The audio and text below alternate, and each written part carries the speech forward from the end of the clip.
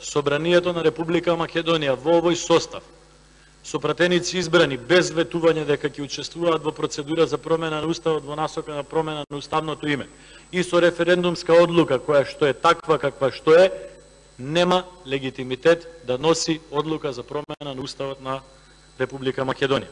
Од првиот парламентарен состав, од 90 до 94 година, повикувам ова собрание.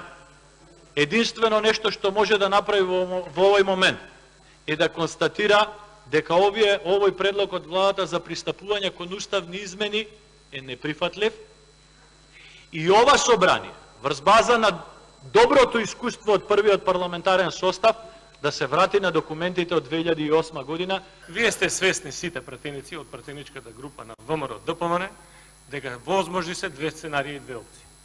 Прво е сите заеднички да го изгласаме договорот со Република Грција и да ги отпочнеме уставните измени. Договорот ни го гарантира македонскиот јазик, македонскиот идентитет.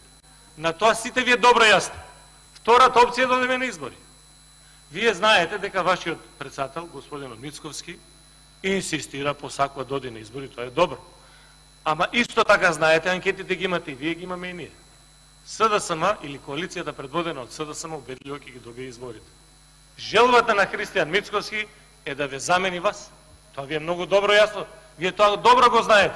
Да се постави во пратеничките групи, во пратеничката група на ВМРО-ДПМН негови колеги, пријатели кои што се од новото раководство.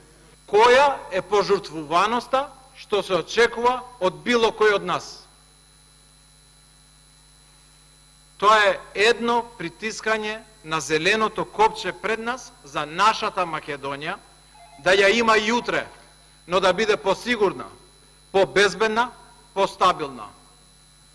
Пожртвувајте се еднаш во својот живот за Македонија, за да ја има.